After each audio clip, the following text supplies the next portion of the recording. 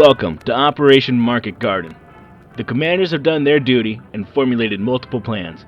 It is now your job to understand these plans and bring our platoon to a swift victory. Whether it is cloudy, raining, night, or shine, you must be prepared and ready for anything. The plans are broken down into three core missions: offensive, advanced and secure, and armored. Offensive is our primary plan. Although it is simple on paper, proper execution is needed to be successful. In an offensive mission, we will be tasked with either attacking or defending key strategic objectives, or CAPs, as they are sometimes called in the field. When we defend, we have the natural advantage. Don't be a fool and squander it by not communicating with the other sections. As a platoon, we must take a page out of the animal kingdom and adopt a porcupine-like defense. With as many sections as possible, the platoon should spread out around the objective to watch each of the cardinal directions. This 360-degree security prevents holes in our line of defense. Alternatively, any sections around this line could easily maneuver to reinforce another.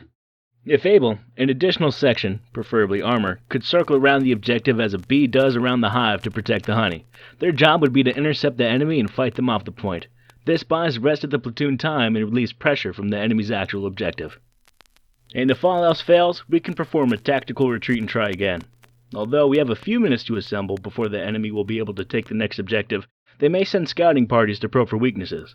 You must stay vigilant and always be prepared. While on the attack, there are several ways to skin this proverbial cat and take the objective. First and foremost, any plan which concentrates all sections in one direction of attack will have the benefit of overwhelming numbers that can exploit a hole in the enemy line. However, this strategy also makes it easier for the enemy to reposition and guard the singular direction we are approaching from. While defending, our logistics section must build defenses and forward operating bases in order to stall the enemy or stop them in their tracks. They are also in charge of positioning the mobile spawn points, or MSPs. If the mission involves our platoon in the attack, the logistics section will not only move the MSPs, but also build subsequent FOBs to allow for the multi-pronged attack. These FOBs should not be too close, say within 100 meters, where they could be easily found, but no one benefits from a 400-meter walk either when they're built too far away. An advanced and secure mission is a whole other animal. Both the Allies and Axis fight to take neutral strategic objectives and will meet somewhere in the middle. Either side can take the other's last captured objective, then has the potential to steamroll all the way back to the main base. Thus, it's up to you and the rest of the platoon to play matchmaker and form a strong bond between attack and defense. Often, this is more bloody and confusing than the straightforward attack or defense provided by the offensive mission. Teamwork, especially with the logistics section, is the grease needed to keep our war machine rolling. Additionally, they should also set up a FOB within a few hundred meters of both the attacking and defending objectives. This will provide ample locations for our troops to receive reinforcements and supplies. Furthermore, any defensive FOB could do to have a mortar or two. These can prove invaluable in the attack or defense of an objective. They allow for high explosive or smokescreen rounds, which can devastate the enemy's ability to see or their ability to be alive.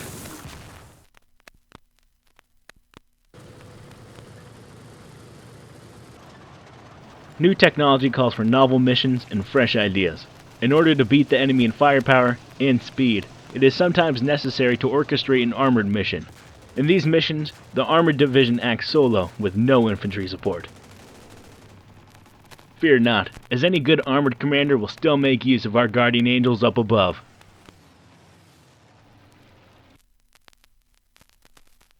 If at any point your vehicle is destroyed and you've returned from medical leave, you may deploy at the main base. The nearest vehicle station is for your section. Walk up to the sign, press F, and a shiny vehicle fresh off the lot will appear. In order to capture an objective, it must be connected back to the main base directly or through friendly objectives. The larger the tank, the faster it will take the point, but keep in mind the strengths and weaknesses of each tank in order to best place and maneuver them. If we aren't careful with how we use our armor, it will lead to unnecessary destruction. When this occurs, we will lose morale and the ability to keep fighting in the area, also known as tickets. These tickets are for Freedom's one-way trip to Berlin. Don't lose them. The more strategic objectives we take, the faster the enemy tickets will be null and void. Alternatively, if the enemy gets the upper hand, we too could face a mass ticket loss. Let's ensure the only side bleeding is theirs. In the unfortunate circumstance that your vehicle is damaged, you should seek a safe area to hop out and use your repair wrench. However, remember any critical damage, mainly damage to the hull, can only be repaired on a repair station. Fortunately enough for you, these are handily printed out on your map. Go to one as soon as you're able and get back into the fight. Regardless of the mission, it is up to you to coordinate within your section and with the other section leads. With your newfound knowledge, you can help make sure this is not a bridge too far.